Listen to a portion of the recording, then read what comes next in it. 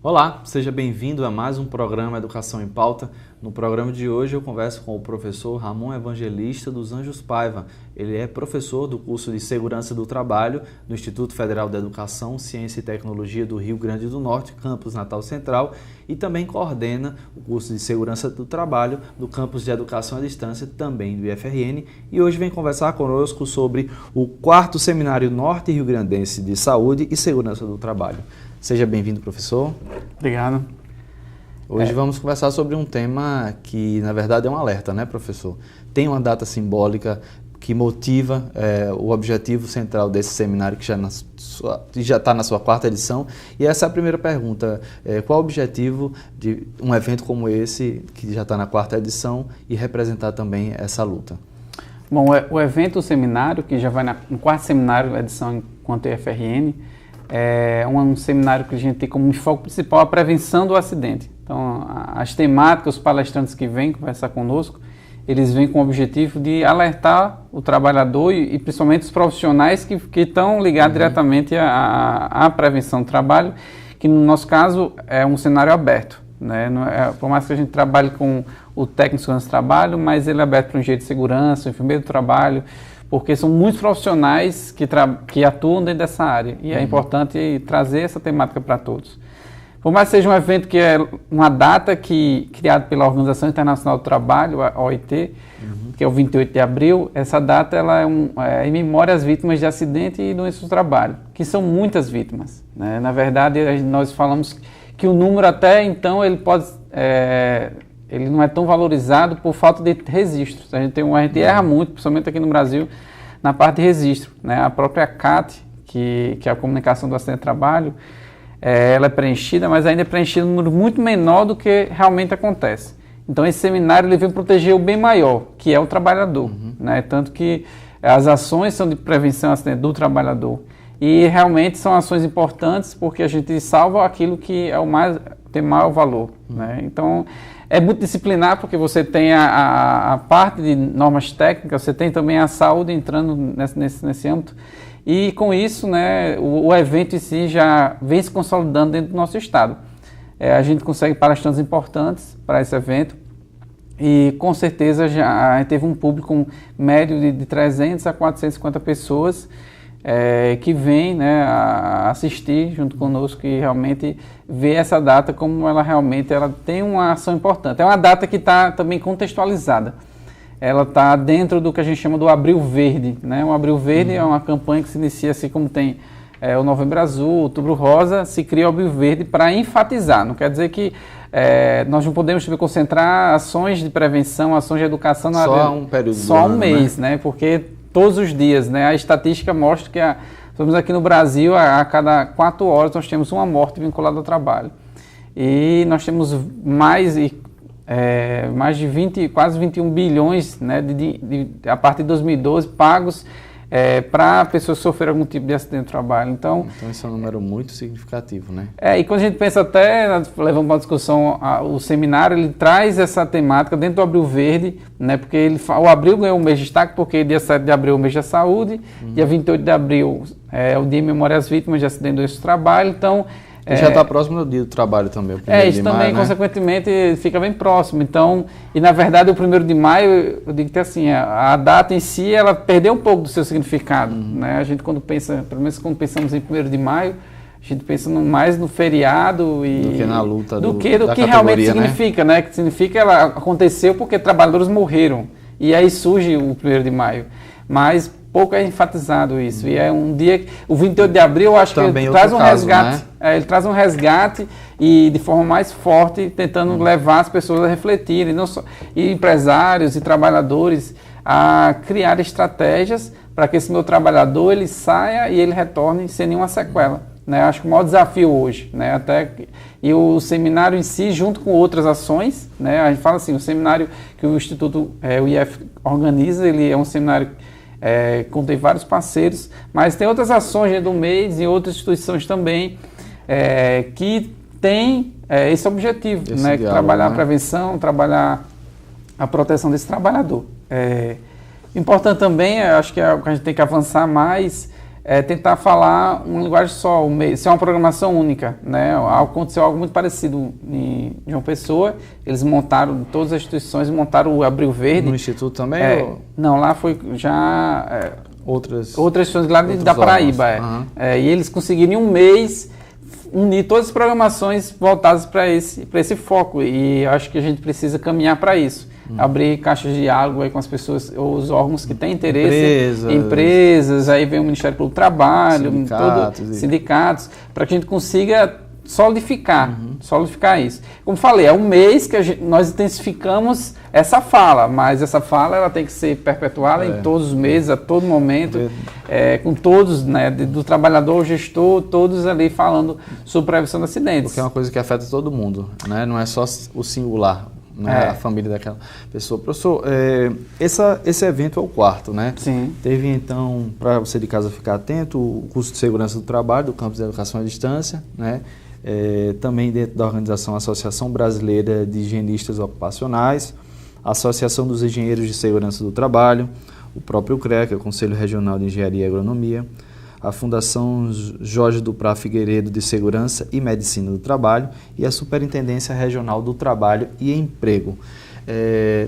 Junto com essas organizações, né, como transformar essa data, junto com o que o senhor acabou de dizer também, em um momento mais substancial ainda?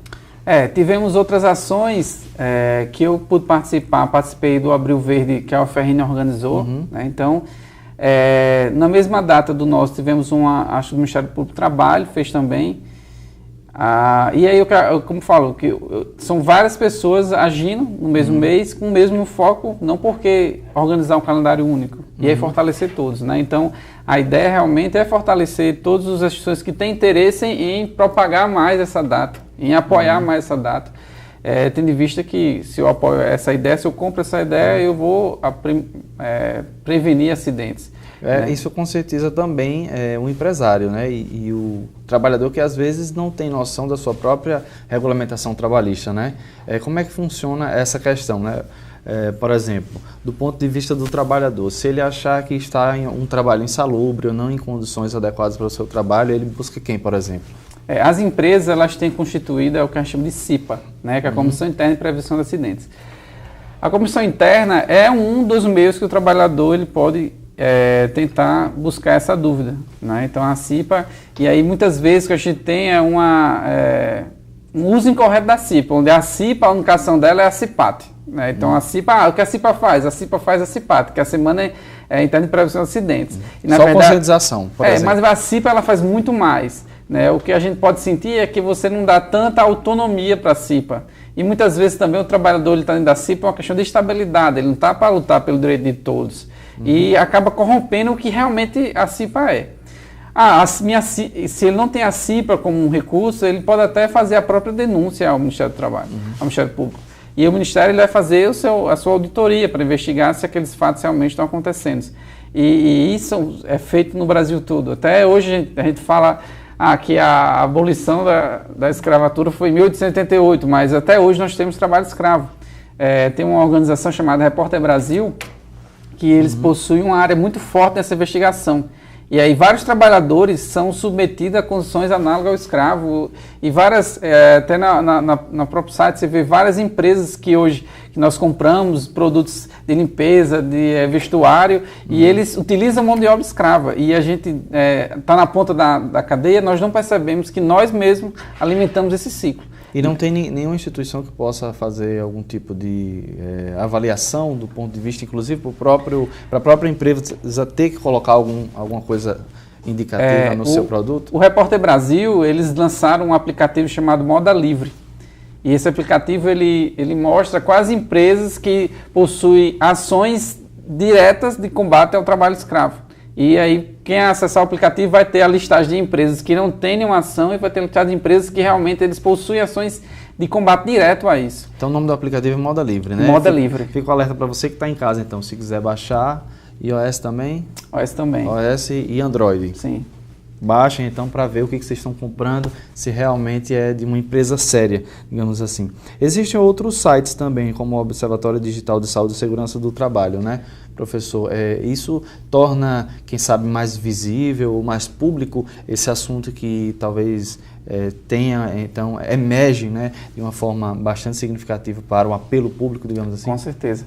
O Observatório é uma ferramenta fantástica, é um ganho para a sociedade, de maneira geral, para que a gente possa acompanhar, né? Na verdade, os números, eles existem, né? São frios, os números são frios, né? Mas eles são interessantes e importantes para criar estratégias para que possa combater. Por exemplo, quando você acessa o Observatório, no Observatório no site, ele tanto traz um mapa dos acidentes, você consegue ver um mapa de geolocalização dos acidentes de trabalho no Brasil todo.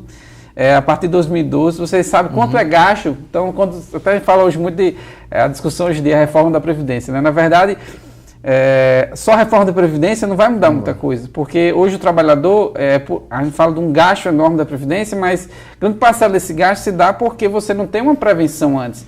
Então, infelizmente, o trabalhador se não há investimento, se não há uma atenção importante à saúde do trabalhador, ou ele vai para a Previdência, ou ele vai para o caixão. É simples assim. Ou ele fica doente, afastado, bota na Previdência, ou ele infelizmente morre em relação ao trabalho. E essas mortes são verdadeiros assassinatos. Então, pelas condições de tudo, pela falta de equipamento de segurança, tanto coletivo como individual, pela falta de uma fiscalização, quando você vai somando, você vê que ele foi assassinado, ele não morreu por acaso. Essa consequência, professor, me perdoa, perdão por ter interferido agora, mas é uma consequência que vai afetar não só digamos assim, a mão de obra, né? A pessoa que pode morrer, ou sua família que não vai ter sustento, mas a empresa tem um gasto a mais, o governo, como o senhor vem colocando, né? E é uma coisa estrutural, né? Porque às vezes, então, qual a importância de realmente a gente fazer esse alerta para as empresas, para que as empresas possam investir mais ou então agir de melhor forma nesse setor? O que é preciso entender melhor, hoje existe a saúde do trabalho e a saúde do trabalhador. Então, assim, falando assim, a saúde do trabalho está muito ligada às normas. Nós temos as normas regulamentadoras, que são as normas que foram criadas para fazer uma prevenção de acidentes. Mas a gente não pode se limitar apenas às NRs, com as normas regulamentadoras. Nós temos que salvar o trabalhador. Então, seguir só as NRs não consegue alcançar a complexidade do ser humano. Então, enquanto saúde, e aí a minha formação, já que na área da saúde, eu consigo entender melhor que não é só aplicar uma norma rígida e fria. Eu tenho que entender que o meu trabalhador ele é mais do que letras. Então, tem que humanizar o serviço. Tem que humanizar o serviço. E aí, a ideia disso é você, além de, por exemplo, o próprio SESMIT, você tem, na composição, você não tem outros trabalhadores que são importantes nessa construção. Que é, por exemplo, você tem o poder ter um psicólogo no trabalho para ajudar nesse acompanhamento, e aí você não tem esse profissional. Ou seja, mas eu não tenho porque a norma não obriga. E aí fica, mas eu estou cumprindo uma norma, e a empresa não vai ser penalizada por isso. Mas você consegue observar que tem mais trabalhadores se afastando. E hoje até a Organização do Trabalho, a Organização Internacional do Trabalho, ela lançou já várias campanhas nessa área de saúde mental. Porque a gente se preocupa muito com a construção civil, porque o trabalhador ele cai lá do prédio, ele se machuca. A gente pensa sempre nesse direto, ou então nos equipamentos de proteção. Pensa que isso mas a gente vai conversar mais sobre isso, ok, professor? Okay. Você de casa não sai daí, a gente volta já com o segundo bloco do programa Educação em Pauta, conversando um pouco mais sobre esse alerta da segurança do trabalho no dia a dia de quem trabalha.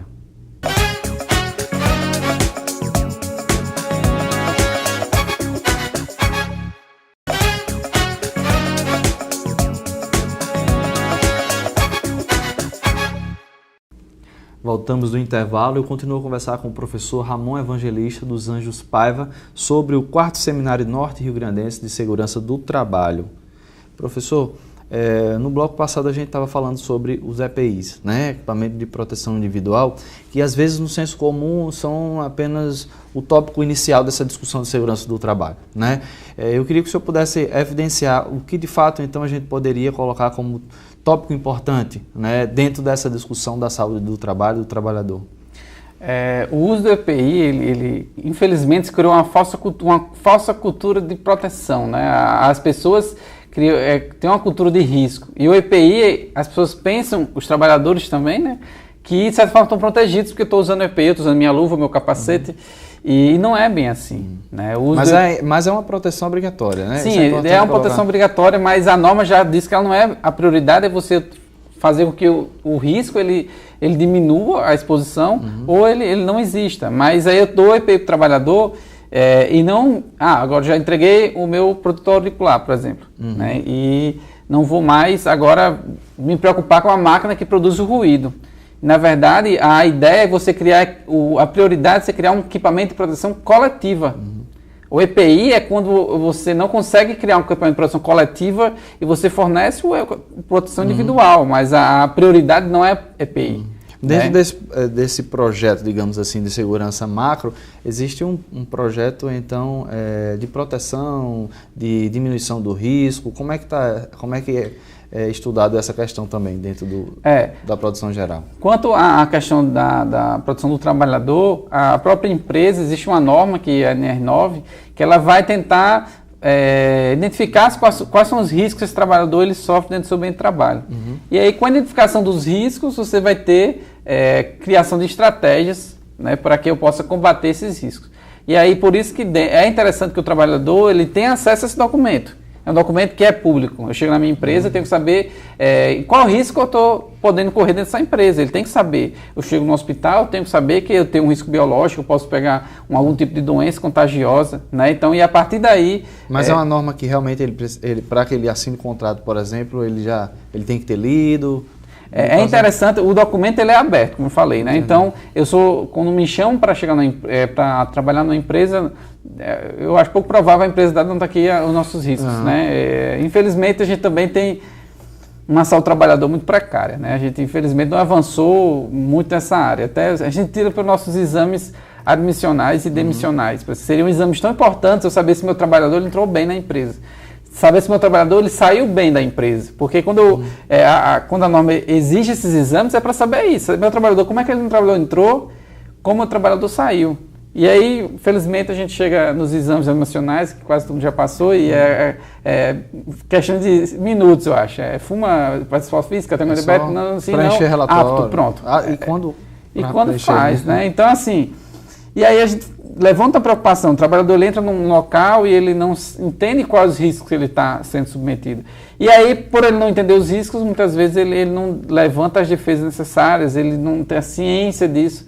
E aí o Ministério, aí a própria INSS, quando ele vai receber esses acidentes de trabalho, a ideia é que realmente a gente impeça as mortes que são possíveis de prevenir. Tem mortes, a maioria das mortes que acontecem vinculadas ao trabalho são passíveis, né, de prevenção. Aqui no estado a gente tem uma atuação da Abracopel, né, que é a Associação Brasileira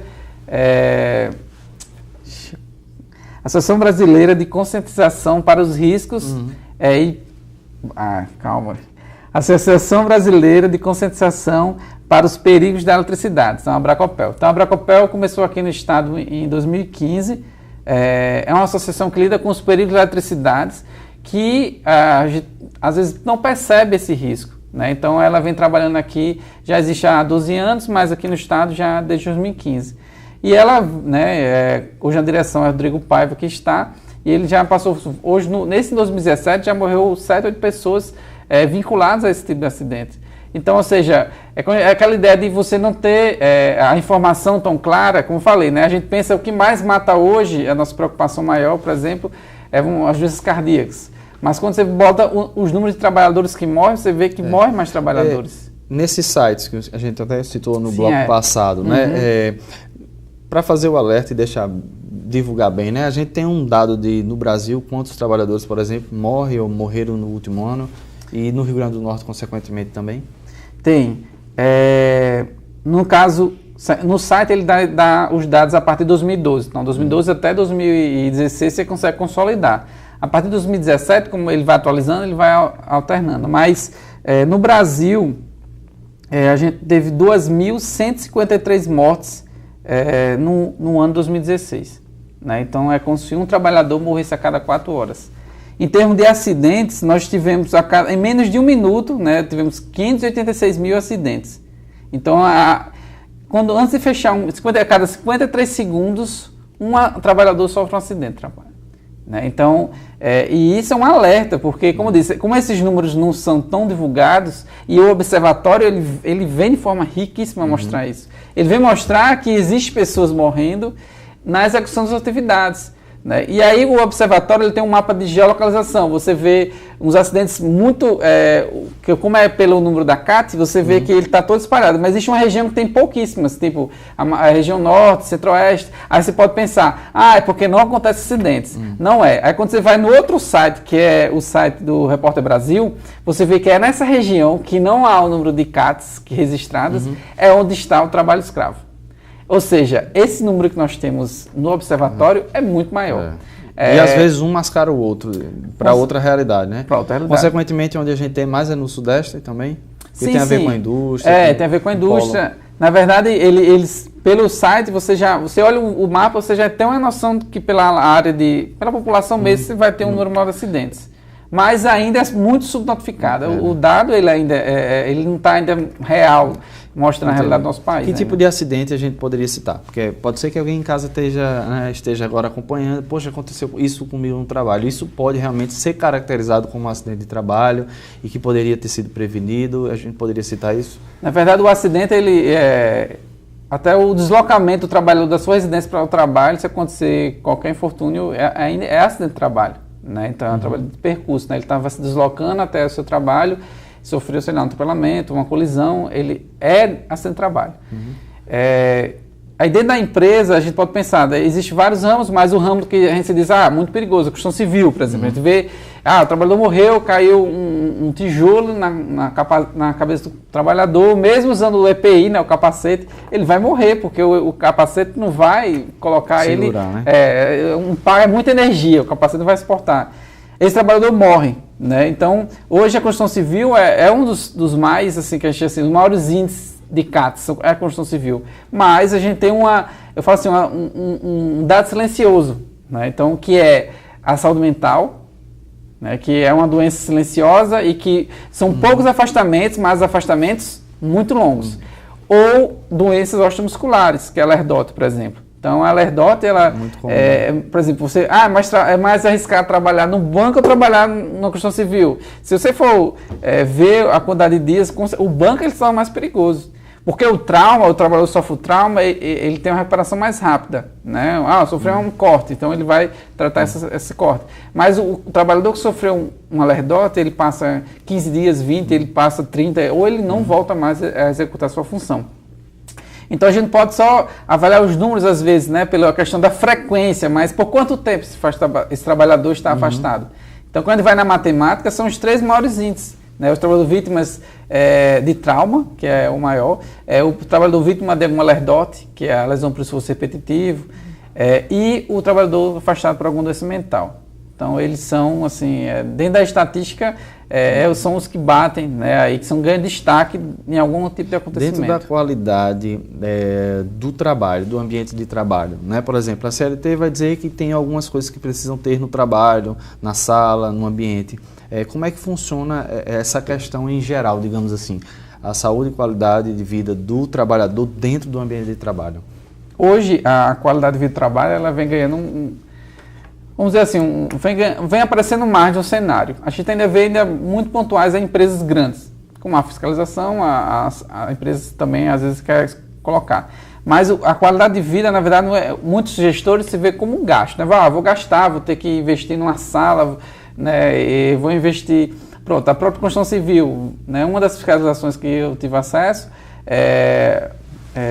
ele disse, vai ter que o local que os trabalhadores se alimentavam, que eles dormiam, era junto com o material de construção e tal. E aí chega o Ministério do Trabalho, né, até foi mostrado numa das palestras até do Abril Verde lá da FRN, e ele chega e diz, o auditor chega e diz, não, tem que... E às vezes o gestor diz, vocês querem construir um hotel 5 estrelas para o meu trabalhador. Não é as condições mínimas necessárias para o trabalhador, condições humanas. E aí é importante isso, né? Quando pensa em qualidade de vida do trabalho, você tem várias vertentes de qualidade de vida. Você pode mudar se a empresa tem um patamar organizacional bom, tem um local bom de descanso, mas não tem um clima organizacional, ou não tem... ele não está feliz, não é? Não está motivado também. Satisfeito, a satisfação, mas por que ele não está satisfeito? Então, tem que ver, eu posso ter vários índices ou várias escalas para aferir esse tipo de qualidade. Não estou satisfeito porque na minha empresa não tem como eu crescer dentro da empresa, ou se apareceu a oportunidade eu não consigo crescer, ou minha empresa não me capacita, né? Então são vários pontos de que não apenas investir em conforto físico, mas existem outras áreas que o trabalhador ele tende a destacar também, né, como importante. Então, assim, de certa forma, a qualidade de vida hoje, ela está entrando nas empresas. Já existem algumas empresas que fazem de forma mais concreta isso, mas ainda é uma questão que merece ainda ganhar um peso nas ações, porque os empresários ainda não entenderam que não é gasto, é investimento. Você é um trabalhador que não se afasta mais como se afastava antes. Você tem um trabalhador que trabalha mais satisfeito. Aí isso aí já é provado cientificamente. O trabalhador satisfeito produz mais. Esse dado subjetivo às vezes não é considerado, mas é muito válido, né? Muito válido. Professor, circunstancialmente, às vezes a gente passa por algum ambiente de trabalho e aí tem aquelas plaquinhas. Eu não sei se você de casa já teve a sua oportunidade. Tantos dias também sem acidente de trabalho. Tem algum abono, alguma coisa, um bônus no caso, para empresas? Como é que funciona essa questão? Porque eles terminam colocando visivelmente para o próprio público, né? Porque, na verdade, as empresas elas estão preocupadas com o que as pessoas pensam sobre elas. Né? Claro, se tem uma empresa que é envolvida em acidentes, que mata o trabalhador, é uma empresa que a população... A visão institucional da ela imagem, preza... Né? A imagem é bem... Então, quando eu boto essa placa, ela tem dois objetivos. Um, mostrar que minha empresa ela se preocupa com o meu trabalhador. Não é apenas simplesmente por construir uma empresa... E que a empresa ela tem uma política séria. E aí as pessoas elas acreditam mais numa empresa dessa. Né? E essa preocupação de zero acidentes, que é um objetivo de todos, é zero acidentes, ninguém se acidentar no trabalho. É uma coisa que hoje vem crescendo mais essa cultura, mas quando o Titanic afunda, a gente tem 2.000 mortes, vamos supor. Para construir o Titanic, nós tínhamos 4.000. Então, é uma guerra. Lidar com o saúde do trabalhador. E existe uma entidade que já vem trabalhando bastante com isso, que a gente chama de NSC, National Safety Course. Então, ela trabalha essa cruz verde que a gente vê até de curso de segurança, na verdade, é eles que trazem essa ideia. Fica esse alerta, né? Fica esse alerta. Assim como tem a cruz vermelha que cuida das guerras, nós temos uma guerra dentro das empresas. Morre trabalhador, assim, se a gente for somar, muito mais que guerras. Né? Então, por isso que é importante fica esse alerta. Infelizmente, o nosso programa terminou, mas eu quero agradecer por ter exposto para a gente, né, não só o seminário como um evento, mas também esse tema importante. Obrigado. E a você de casa, muito obrigado pela sua audiência. A gente se vê na próxima semana com mais um programa Educação em Pauta. Até lá.